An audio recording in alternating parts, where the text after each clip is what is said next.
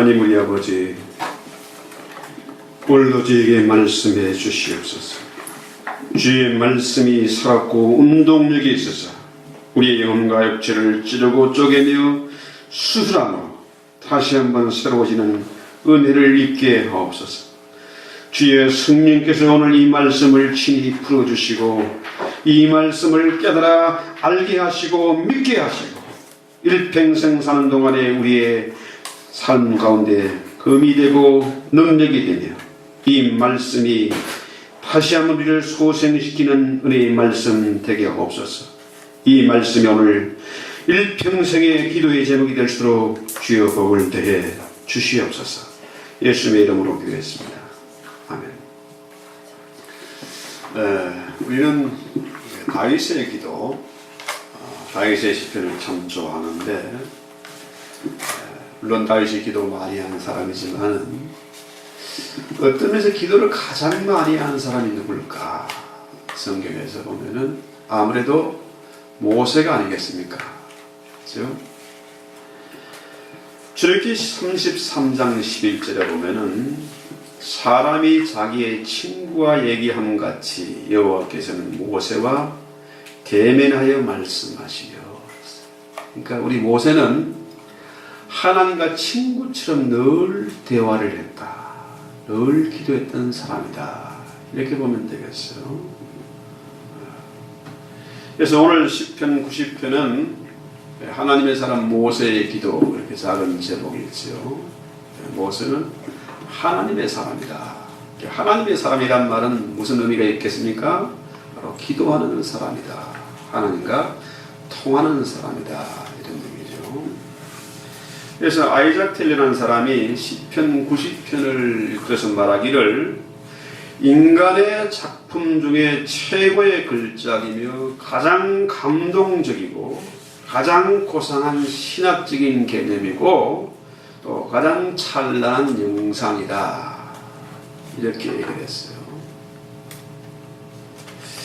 자, 이 시편 90편이 이처럼 아름답고 정말 중요한 기도인데, 바로 모세의 기도인데, 그 배경을 우리가 한번 살펴봐야 됩니다. 민수기 11장에 보면은 이스라엘 백성들이 애굽에서 나와가지고 홍해를 건너서 이제 뭡니까? 광야 생활이 시작되잖아요. 문제는 뭐냐면은 이 광야 생활에 맨날 만나만 먹고 지내다 보니까 이스라엘 백성들이 짜증이 났어요.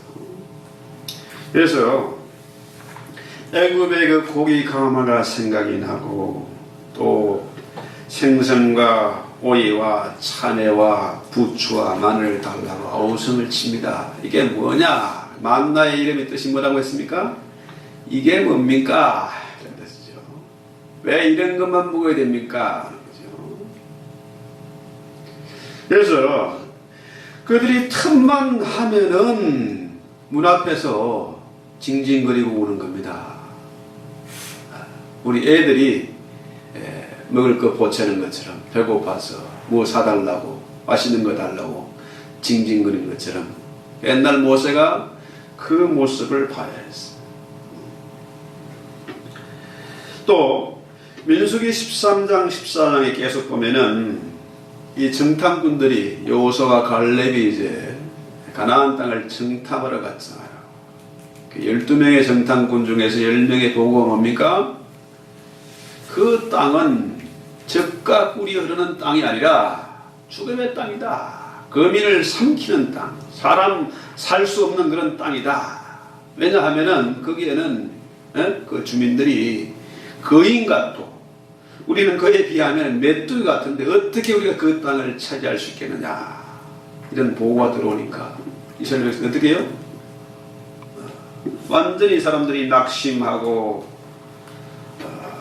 애굽의 매장지가 소리니 끌고 왔느냐, 모세를 향해서 하나님 향해서 원망하고 불평을 합니다. 그래서 하나님께서 이 이스라엘을 그냥 둬서는 안 되겠다. 이것들 내가 이렇게 애굽에서 업어서 여기까지 끌고 왔는데, 종살이하는 게 불쌍해서 살리려고 왔는데 이들에게 복 주려고 가나안 땅으로 향했는데 이 원망하고 불평하니까 하나님 어떻게 해요? 진노해서 이스라엘 아예 쓸어버리려고 했습니다.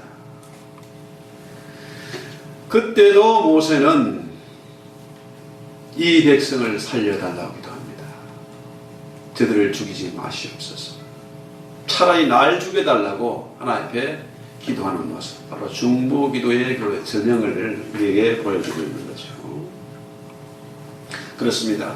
모세는 기도하는 사람이었어요. 자신을 위해서 기도하는 것이 아니라 나라와 민족을 위해서, 그 나라와 그 의를 위해서 기도하는 사람이었어요. 모세가 처음에 원망하고 불평하지 않습니까? 하나님, 이 200만이나 되는 이 많은 사람들 내가 어떻게 먹여 살립니까? 민수기 11장 내용이에요. 이거 어떻게 합니까? 이거 내가 애를 배가지고 내가 낳은 자식들입니까? 왜 하나님 나를 불러서 이 엄청난 일을 맡기시고 이 골치 아프고 힘든 백성들을 인도하게 하십니까?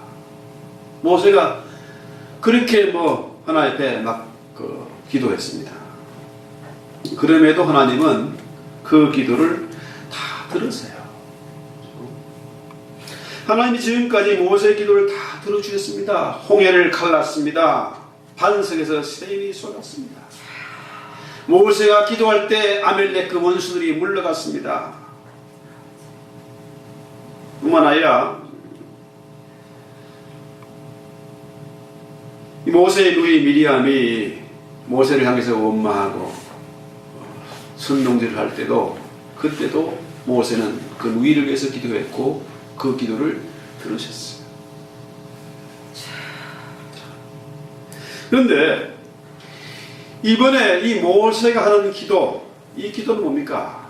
민수기 13장 14장에 하는 이 기도는 뭐냐면은 하나님이 이스라엘 아예 진노해서 쓸어버리려고 했는데 이번에만큼은 모세의 기도를 듣지 않았어요. 어떻게 들으십니까?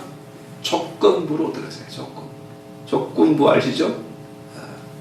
너희가 이것을 행하면은 이 일이 있고 난 다음에 내가 들어주겠다. 이런 얘기입니다. 조건이 붙었어요. 이건 뭐냐 하면은, 자, 출애굽 1세대가 다 죽고 난 다음에 그 2세대들을 가나안 땅으로 인도하겠다. 이 얘기입니다. 그럼 상상이 되십니까? 자, 광야 생활 40년 동안에 출애굽 1세대가 다 죽는 겁니다. 이 40년 생활이 200만 되는 이 엄청난 이스라엘 백성들이 하루하루 죽어가는 거잖아요.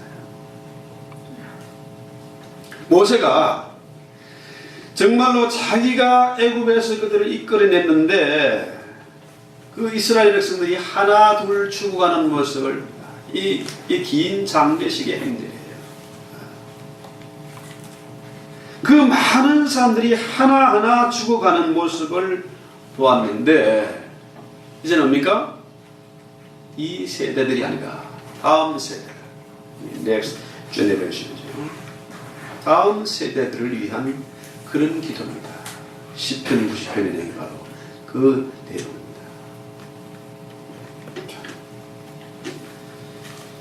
자, 이런 착잡한 심정, 이런 마음으로 모세가 광야 생활 40년 내내 기도한 제목이 뭐겠습니까? 바로 이 세대들을 위한 그런 기도예요. 자, 우리가 인생을 살면서 참 야곱이 고백한 대로, 바로 앞에서 얘기한 대로 참 내가 103년 인생을 살면서 험악한 인생을 살았다. 그런 것처럼 우리가 이 험한 인생을 살아왔는데 앞으로 이 우리의 자녀들, 이 후세들이 살아갈 인생 또한 그런 험악한 인생이 될 것이다. 그래서 우리가 이렇게 힘들게 살아왔고 많은 허물과 실수가 있었는데, 그래서 저 광야에서 200만 이스라엘 백성들이 다 죽어갔는데 우리의 2세대들은 그런 실수를 되풀이하지 말아야 되겠다. 이런 간절한 바람을 가지고 기도하는 데죠. 자, 1절에 보면 주여 주는 대대의 우리의 거처가 되셨나이다. 이 거처란 말은 집이잖아요. 집. 거할 수 있는 집. 또 이게 원문을 보면은 이 피난처란 말도 돼요. 자, 광야 생활이 나그네 인생입니다. 어디에 뿌리를 내리고 농사 짓고 집 짓고 사시는 그런 땅이 아니잖아요. 그렇죠? 이스라엘 가야 할 목적지 가나안 땅이 있는 겁니다. 그러니까 그런 광야 생활 가운데서도 우리 하나님이 우리의 거처가 되시고 피난처가 되셨다. 이런 얘기입니다. 보세요. 짐승과 인간의 차이가 뭘까요? 어떤 차이가 있겠습니까? 자, 전도서 3장 19절에 보면은 인생의 일하는 일이 짐승에게도 있나니 이 둘에게 임하는 일이 일반이다. 이게 짐승과 인간이 차이가 없다. 똑같다는 거예요. 동일한 호흡이 있어서 이에 죽음같이 저도 죽으니 사람이 짐승보다 뛰어남이 없으면 모든 것이 헛됨이로다. 다 흙으로 말미암았으므로 다 흙으로 돌아간다. 이게 짐승이나 사람이나 똑같이 흙에서 왔으니까 흙으로 돌아간다.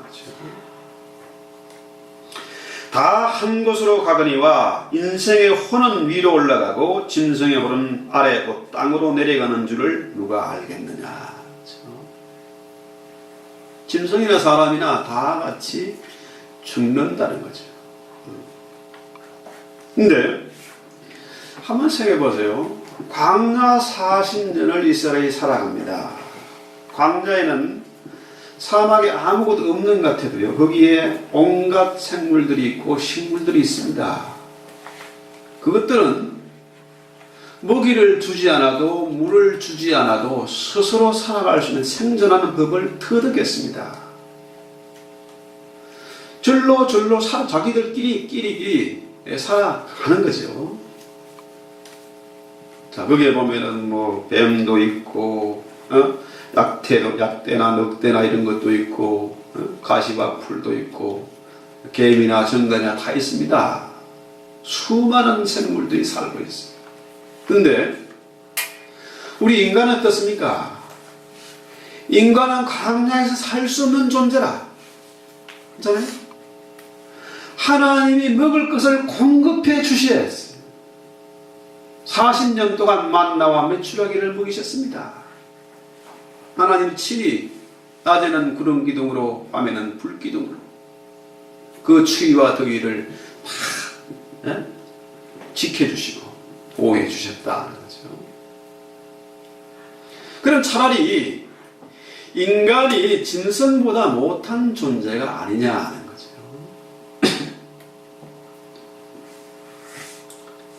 그 가운데 하나님이 이스라엘의 피난처, 거할 집이 되셨다. 하나님이 계시지 않으면은, 하나님이 도와주지 않으면은, 거처를 마련해 주지 않으면은 살 수 없는 존재였다는 거죠. 그래서 모세가 그 후손들에게, 다가올 세대들에게 이 사실을 꼭 알려주고 가르쳐주고 그들로 하여금 깨달아 믿게 하기를 원해서 이 기도를 하는 겁니다. 저들도 모세처럼 이런 신앙 고백을 하기를 원하는 마음으로 이 기도를 하고 있는 거죠.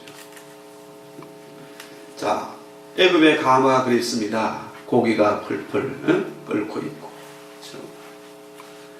오이와 가지와 부추와 매와 생선들이 있는 그 애국을 그리워하면서 늘 징징거리는데, 그렇죠?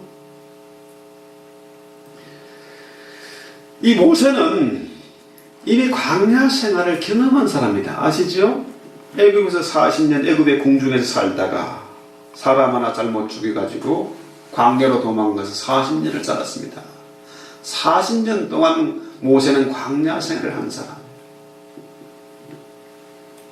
그래서 이 모세는 광야 생활의 어려움과 이 고통, 이 서러움을 너무 잘 알고 있습니다. 집이 없으면요, 참 서럽습니다. 밤이 돼도 들어갈 집이 없어. 나라 없는 서름, 땅이 없는 서름 얼마나 겪어보지 않은 사람은 모르죠. 우리 민족이 남한나라의 침략을 받아서 지배를 받을 때 나라가 없으니까 얼마나 압박과 서름을 당했습니까? 그런데 우리 하나님이 이스라엘의 거처가 되시고 피난처가 되십니다. 얼마나 위로가 되고 든든한 것입니까? 이것이 전적으로 하나님의 은혜다. 자, 4절에 보면은, 자, 보십시다. 4절 말씀.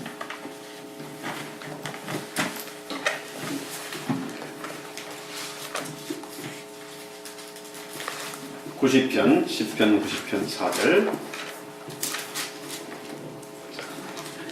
주의 목전에는 천년이 지나간 어제 같으며 밤의 한순간 같을 뿐입니다. 우리 인생은 이렇게 아주 연약하고 하찮은 그런 존재잖아요. 인생이 강건하면 80이다. 인생이 70이고 보통 강건하면 80이다. 그러잖아요. 그 시대도 사람들이 이 정도 살았던 것 같아요. 70년, 80년을 살았다. 근데 놀라운 것은 우리 하나님은 영원하시잖아요. 우리 하나님께는 천년이 하루 같고 하루가 천년 같은 그런 시간이죠. 영원의 시간을 갖고 계시는 분이세요.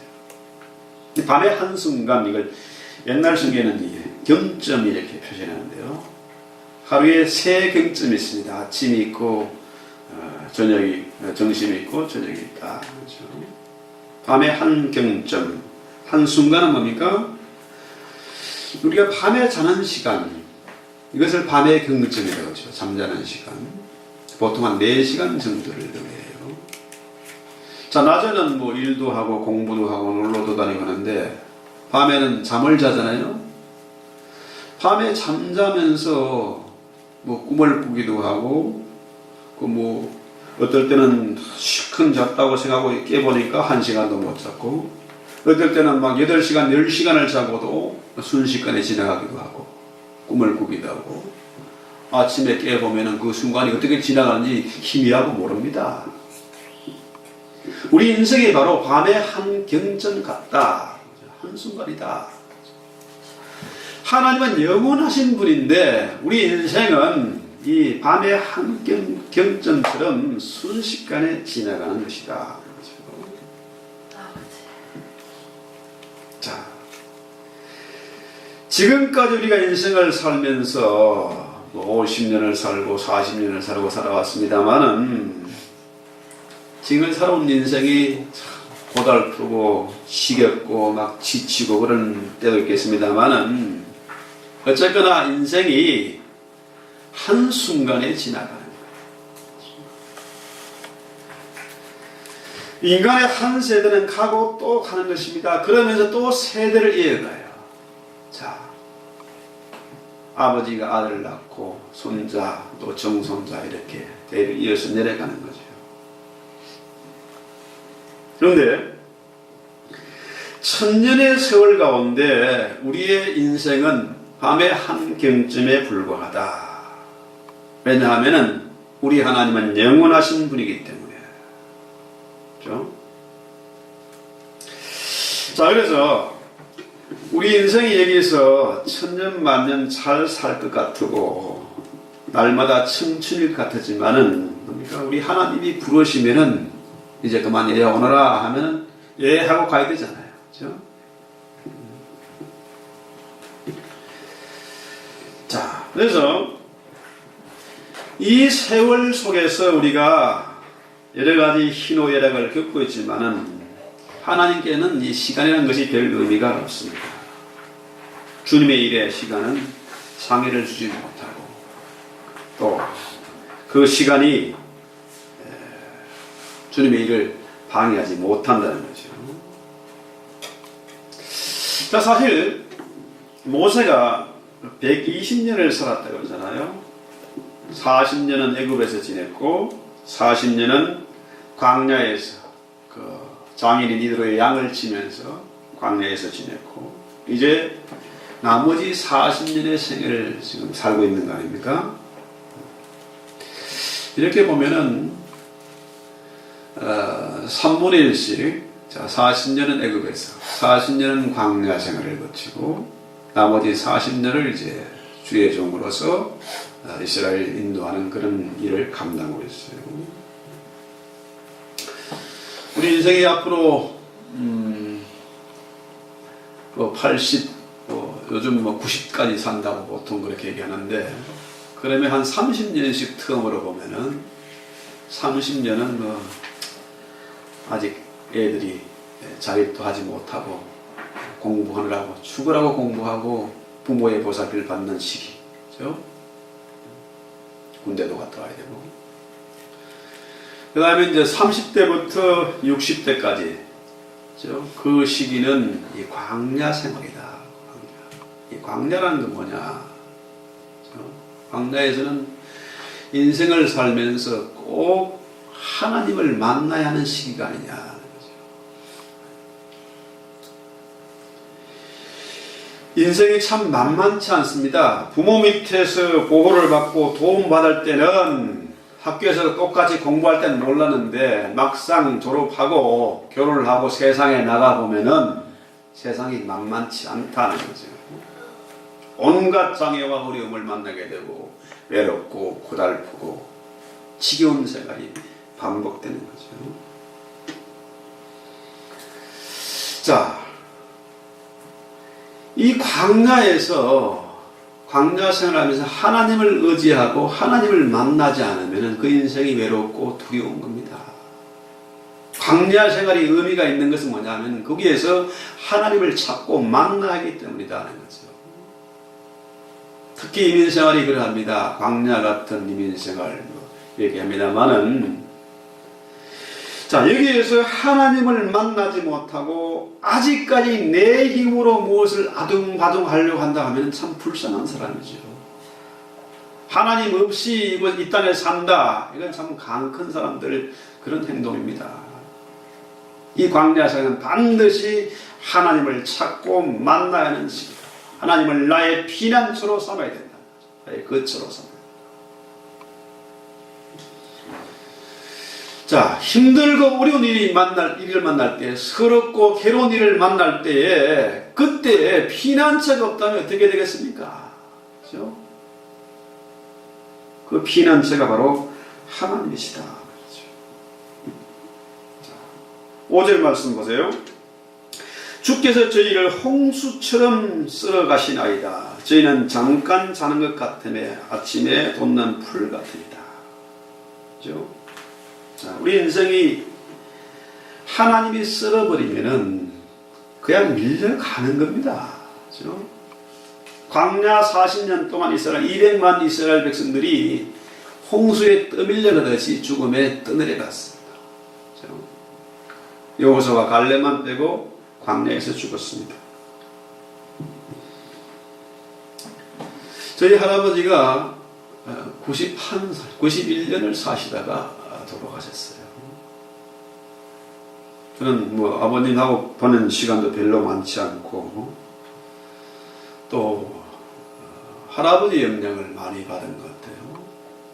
보내는 시간도 많고 그 할아버지가 오래 사셨기 때문에 90년 삶을 사시면서 세 동생들을 먼저 앞서 보냈습니다. 또 부인을 먼저 보내고 할머니 또 두 아들을 먼저 보내셨어요. 그게 좀 험한 인생을 사신 거죠. 저 역시 짧은 인생을 살면서 수많은 사람들의 죽음을 지켜보았고 직접 장례를 직전하기도 했고 화장터에서 사람을 또 죄를 뿌려주기도 해봤고 많은 그저께도 장례식에 갔다 왔어요. 장례식에 갈 때마다 그 인생의 지혜를 삶의 지혜를 배우는 것 같습니다. 우리 하나님은 그 파도와 홍수를 움직이는 분이세요. 홍수에 쓸려가면 죽음입니다. 지난번에 그 일본에 밀어닥친 그 쓰나미 그 장면 보셨죠? 물이 산에서 계곡을 흘러서 저 강을 이루고 아래로 바다로 흘러가는데 바닷물이 거슬려서 산으로 밀어붙이는 모습 봤지 않습니까? 거대한 집도 무너지고 차도 그냥 물에 떠밀려 위로 올라가는 모습 봤습니다.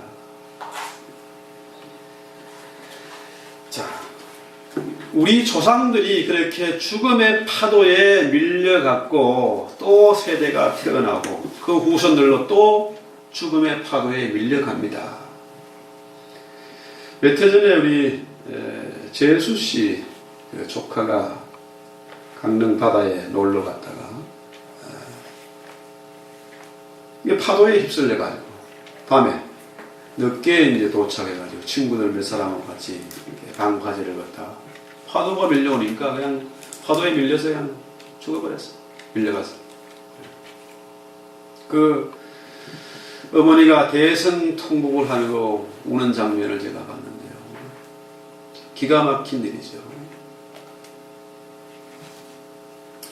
이 홍수를 우리 인간의 힘으로 막을 수 없어요. 마치 아침에 피었다가 지는 꽃과 같고 저녁에 뱀 풀과 같은 금방 말라버리고 죽어버리고. 이게 뭡니까? 이 죽음은 죄의 결과죠. 우리 하나님의 진노하심의 결과입니다. 누구도 이 죽음, 이 운명을 피할 수가 없어요. 이건 확실한 거 아닙니까? 누구도 죽음을 이긴 자가, 주님 외에는 죽음을 이긴 자가 없습니다. 자, 그런데 이 죄에 대해서 우리 인간이 너무 무관심한 겁니다. 죄를 우습게 여기는 거라. 죄를 알지도 못하고 깨닫지도 못하는 겁니다. 그래서 저도 처음 교회 와 사람들이 기도할 때 전부 다 죄인이라는 거예요. 아, 이 교회는 왜 처음 죄인들만 모였나? 이상한 생각이 들었었어요. 이 죄. 자, 8절 말씀 보면은 주께서 우리의 죄악을 주의 앞에 놓으시며 우리의 은밀한 죄를 주의 얼굴빛 가운데 주셨사오니 했어요. 우리 인생이 죄를 알지 못하는 건 왜 그렇습니까? 사단이 우리를 지배하고 있기 때문에 그렇습니다. 죄가 하나님 우리 사이를 갈라놓아서 우리 인간이 사단의 영향 아래 있기 때문에 죄를 알지 못하는 거예요. 애써 외면하고 있는 것입니다. 그런데 우리가 우리의 죄를 알지도 못하고 인식하지도 못하는데 우리가 주의 말씀을 묵상하고 그 말씀에 성령의 감화가 임하면은 우리의 죄를 보게 된다는 거예요. 그래서 성경을 많이 읽으라는 거죠. 성경을 많이 읽고 그 말씀을 묵상하고 기도하면은 성령께서 그 죄를 보게 하시고 우리의 죄가 숨겼던 죄, 지나간 은밀했던 그 모든 죄들이 다 드러나게 된다는 거죠. 그래서 그 얘기를 바로 이렇게 하는 거죠. 우리의 죄악을 주의 앞에 놓으시며 우리의 은밀한 죄를 주의 얼굴빛에 두셨사오니. 우리가 저 맑은 눈을 이렇게 쳐다보면은 내 얼굴이 저 눈에 그대로 비치지 않습니까? 그런 것처럼 이 말씀이 주의 거울이라, 주의 얼굴입니다. 이 말씀을 묵상하고 기도하면 성령께서 우리의 은밀한 죄를 다 드러나게 하세요. 그때 진정한 회개가 있는 겁니다. 이 죄가 이렇게 심각하고 무서운 것인지 엄청난 것인지 죄를 미워하게 되고 슬퍼하게 됩니다. 이때 진실한 기도, 진실한 회개가 이루어지는 거죠. 자, 우리의 숨겨진 죄가 드러나게 될 때 비로소 삶의 지혜가 생기는 겁니다. 우리가 왜 살아야 되며 어디서 와서 어디로 가야 하는 존재인지 비로소 자각하게 된다는 겁니다. 그래서 구절리에 보면 뭐라 그래요? 우리의 연수가 70이요 강건함은 80이라도 그 연수의 자랑은 수고와 슬픔뿐이요 신수와의 간이 우리가 날아간다. 그래서 우리에게 우리 날 계수함을 가르치사 지혜의 마음을 얻게 하소서. 자, 어리석은 사람이 어떤 사람이 어리석은 사람입니까? 하나님을 알지 못하고 죄를 모르는 사람들. 이런 사람이 가장 미련하고 어리석은 사람, 바보 같은 사람이죠. 자, 미련하다는 말은 뭡니까? 악독하다는 말과 똑같은 겁니다. 미련하니까 악을 행하는 거죠. 하나님이 없으면 반드시 악을 행하게 되어 있습니다. 자, 우리가 아무리 내가 잘났고 똑똑하고 힘있다 할지라도 가진 게 많다 할지라도 우리 인생이 밤의 한 경쯤에 불과하다는 거예요. 이런 짧은 인생을 살면서 우리가 어떻게 살아야 할지 이 삶의 나를 위의 나를 계수하는 그런 지혜가 있어야 되지 않습니까? 그렇죠? 우리 인생을 어떻게 살아야 할 것이냐, 무엇을 위해서 살아야 할 것이냐, 이 지혜가 어디서 생긴다고요? 우리의 죄가 주의 얼굴에 드러나게 될 때죠. 우리 인생 70, 80년이 한순간에 날개를 타고 날아가는 것처럼 빠르게 지나가는데 대부분의 사람들이 이 죽음에 대해서 인식을 못해요. 자, 애나 어른이나 하는 할 것 없이 이 땅에서 오래오래 살 수 있을 것으로 착각하는 겁니다. 요즘 돈도 많고 기술도 발달하니까 온갖 몸에 좋은 것 사람들 관심이 상고 열리게 있습니다. 어떻게 건강하게 오래오래 사느냐.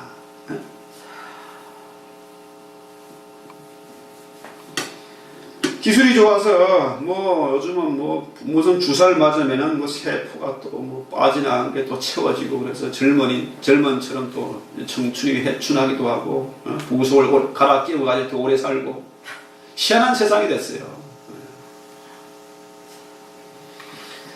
그런데 사실은 뭡니까? 어느 누구도 이 죽음을 피할 수 없다는 거예요. 이 분명한 사실을 우리 2세들에게 다음 세대들에게 분명히 가르쳐야 된다는 거예요. 자, 그래서 우리 인생이 시한무임을 알고 우리의 남은 날을 계수해야 된다. 계산 잘해야 됩니다. 계산. 이 카운트 개념도 있지만은 준비, 프리페어 개념이 더 강한 거죠. 우리의 남은 날을 준비해야 된다. 계산한다는 말은 준비한다는 말이에요. 우리의 죽음을 준비해야 된다. 그렇죠? 아이들이 시험을 칠 때요, 공부 못하는 애들은 뭡니까? 뭐 합니까? 이거 굴리잖아요? 연필 딱 굴려서 번호를 씁니다. 그러니까 아무리 어려운 문제 시험지도 쉬운 거나 어려운 거나 시험 치는 처럼 똑같아. 제일 먼저 나가. 공부 못하는 애들이 이걸 굴려가지고 제일 먼저 나가. 근데 진짜 실력 있는 사람, 그런 학생 어떻게 해요? 그 시험 시간, 그 한 시간이 부족하잖아요. 어떻게든지 정확하게 잘 쓰기 위해서. 마찬가지로 자, 세상 사람들이 대충 그렇게 하나님이 없는 것처럼 죄를 인식하지도 못하고 살지만은 우리 신앙인들은 시간이 부족한 거죠. 우리가 하루하루를 살아가면서 그래도 하루를 의미 있게 정말로 최선을 다해서 시간이 아까운 것처럼 정말 세월을 아끼는 마음으로 산 사람은 시간이 아깝잖아요. 그렇죠?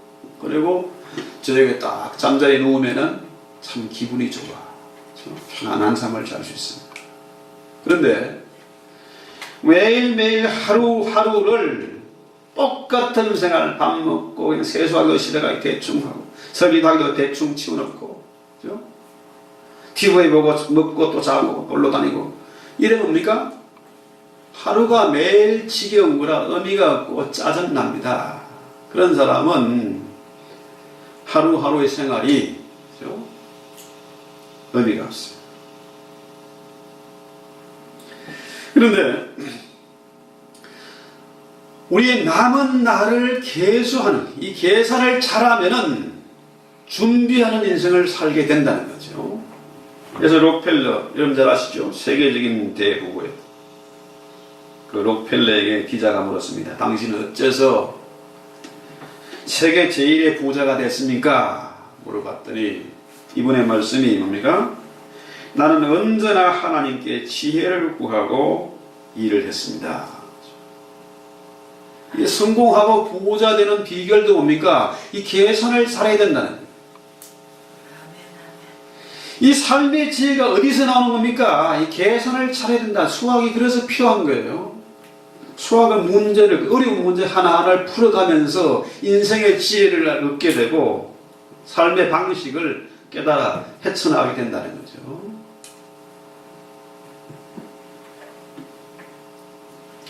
자, 마지막으로 보면요. 자, 마지막 장면을 보면 뭡니까? 주께서 행하신 일을 주의 종들에게 나타내시며 16절에 주의 영광을 그들의 자손에게 나타내소서. 주 우리 하나님의 은총을 우리에게 내리게 하사 우리의 손이 행한 일을 우리에게 견고하게 하소서. 이 모세의 마지막 기도입니다. 이 장면이 바로 모세의 중보기도 아니겠습니까? 이제 모세가 주의 분노를 그치고 이 백성들에게, 이 백성들은 바로 뭡니까? 교회들이죠. 이 교회에게 은총을 내려달라고 그렇게 기도합니다. 교회를 불쌍히 여기시고 이 민족을 돌아보아 달라고 기도합니다. 지금까지 우리가 고통의 세월을 겪었으니까 이제 기쁨을 달라고 기도하는 거죠. 우리 하나님은 우리를 괴롭히는 분이 아니십니다. 아멘. 자, 우리 하나님은 그 우편에는 장수가 있고, 또 한 손에는 장수가 있고 또 한 손에 뭡니까? 즐거움이 있잖아요. 그 하나님은 우리에게 즐거움과 기쁨을 주시는 분이지 우리를 괴롭히는 분이 아니라는 사실이에요. 하나님의 뜻은 우리에게 복 주고 또 복 주시기를 원하시고 기쁨을 주기를 원하시는 것이죠. 그래서 그렇게 하기 위해서는 뭡니까? 이 백성들이 하나님께로 돌아와야 한다는 거죠. 삶의 지혜를 얻어야 한다는 거죠. 그러면은 그런 기도는 반드시 응답이 됩니다. 하나님의 뜻을 알고 구하면은 그 기도는 응답이 된다는 거죠. 그래서 에베소 5장 16절에 보면은 뭡니까? 그런즉 너희가 어떻게 행할지를 자세히 주의하여 지혜 없는 자같이 하지 말고 오직 지혜 있는 자같이 하여 세월을 아끼라. 세월을 아끼는 자가 되라. 정말 시간을 잘 활용해야 된다는 거죠. 그래서 주의 뜻을 아는 자가 지혜로운 자고 주의 뜻을 알지 못하는 사람은 어리석은 자다. 우리는 주의 뜻을 알기 때문에 우리에게 맡게 된 시간을 잘 선용해야 된다. 이런 사람이 지혜로운 사람이다. 아멘. 그래서 모세가 이렇게 기도한 것처럼 우리 역시 뭡니까? 이 기도가 필요하다는 거예요. 우리의 후세대를 위해서 정말로 우리가 이런 모세의 기도, 간절한 기도가 있어야 됩니다. 이 땅에 처음 이민 온 분들이 참 얼마나 많이 서름을 당하고 고생을 했겠습니까? 청소를 하면서 생선을 팔고 가시를 다듬으면서 그 야채를 나르면서 정말로 말로 못할 서름과 고생을 하면서 그들은 광야 같은 세상에서 하나님을 찾고 부르짖었습니다. 그래서 교회를 세워갔어요. 근데 요즘같이 풍족한 세상, 아이들이 하나님을 찾지 않습니다. 하나님이 뭔지도 모르고 죄가 뭔지도 모르고 인생을 자기 마음대로 살아가려고 하는 거죠. 자, 이런 세대들에게 우리가 했던 그 실수, 그 아픔을 더 이상 물려주지 말고 이 아이들에게 하나님의 나를 계수하는 그 삶의 지혜를 가르쳐야 되겠다. 그래서 어거스틴은 이런 이야기했습니다. 주 안에서 안식을 발견하기까지 우리의 마음은 평안을 누릴 수 없다. 하나님 안에서만 우리가 진정한 삶의 안식을 찾게 된다는 거죠. 그래서 우리가 우리의 삶의 날을 계수하고 하나님의 집 천국으로 돌아갈 준비를 해야 된다는 거죠. 우리가 하나님으로부터 왔으니까 하나님의 집으로 돌아가는 것이 당연하잖아요. 이것이 하나님의 뜻 아니겠습니까? 돈이 많다고 부자가 아닙니다. 부자는 누가 부자입니까? 돈을 많이 가졌는데 더 많이 가지려고 하는 사람은 부자가 아니잖아요. 그건 진짜 부자 아닙니다. 진짜 부자는 어떤 사람입니까? 더 이상 필요한 것이 없는 사람. 이런 사람이 진짜 부자예요. 하나님 안에서 하나님의 지혜를 우리가 받아 누리면은 주님 외에는 다른 필요한 것이 없는 겁니다. 이런 사람이 진짜 부자지. 주님 한 분만으로 만족하는 사람.